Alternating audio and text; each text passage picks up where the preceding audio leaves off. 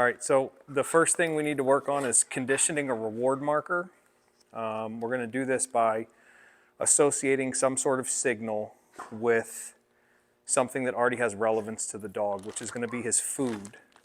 When we do this, it's important that we get our sequencing correct. I'm gonna give the dog a signal that says, well, at first it says nothing, but I'm gonna give the dog a signal, and then I need to pause for about a second before I make any movement to reach in the treat bag, or in this case, this Ziploc full of food.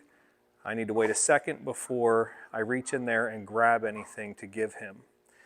In order for this to work, the food has to come after the signal if I want the signal to predict food. So I'm going to do this with a clicker, and then I'm going to do this with a verbal marker. You're welcome to pick either.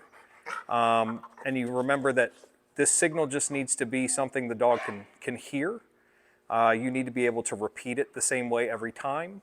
It needs to be short and succinct. So those are the rules, but you can use any words you'd like, any sound that you would like. Do keep in mind that when we're going through the work for this retrieving class, that you're going to have your hands full with a lot of things.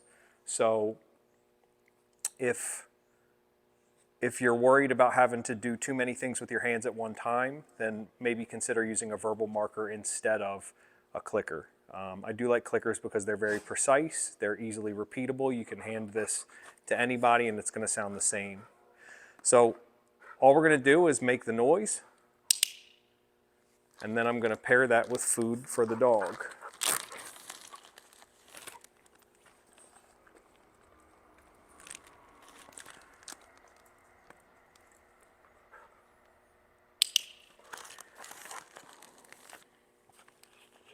I'm not concerned about him jumping on me or anything like that. In fact, one of the ways that I know that I've done my marker conditioning correctly is that the dog is excited when they hear the marker because they're getting something of value afterwards, right? If the marker doesn't cause them to get excited, that's a pretty good indicator that whatever reward I'm using isn't valuable enough to the dog.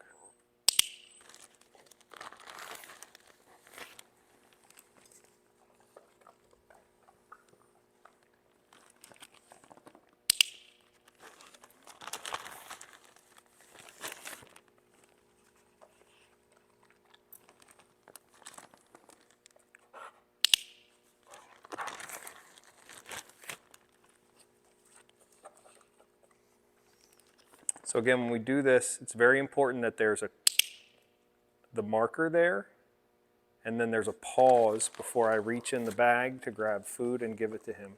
A full second is a good place to start. So if you can kind of do it in your head, you go 1/1000, right? Don't say that out loud, obviously, but just count in your head, right? A full second in between your marker and then administering the consequence. In this case, it's food.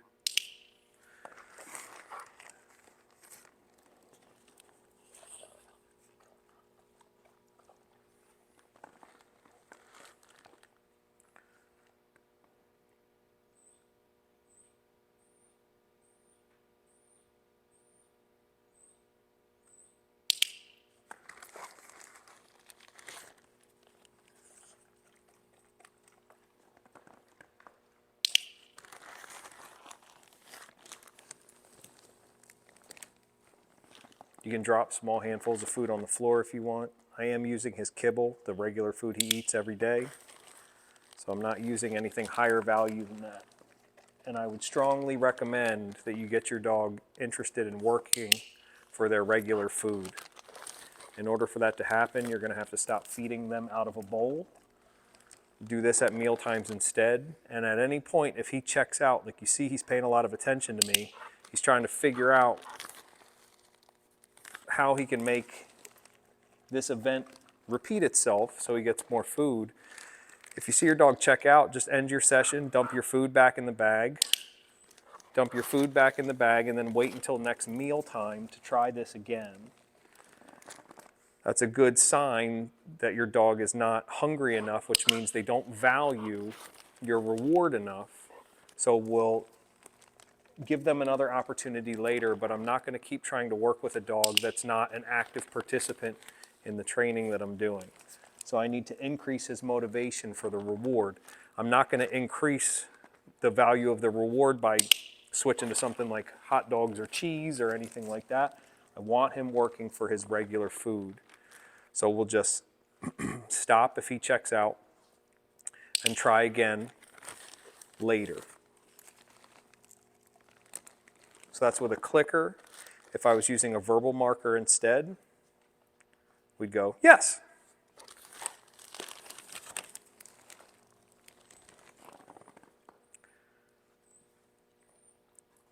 Yes.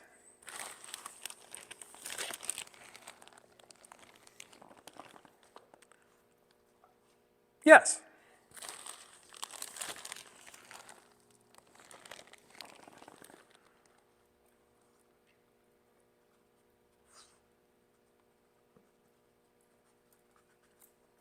Yes.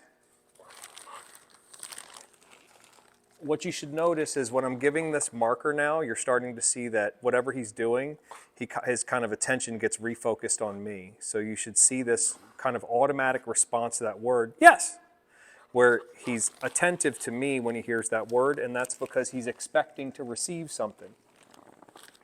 This is how we know our marker has been conditioned properly. Another really good way to check this is we're going to let him kind of get bored and wander around in a second. And then I'm going to give him the marker, and it should function basically like I recalled him. So we'll let him wander, and then when I mark, he should come back to me to get his reward. So we'll let him, maybe you can go off camera a little bit. Gretz, will you just make some noise and kind of get...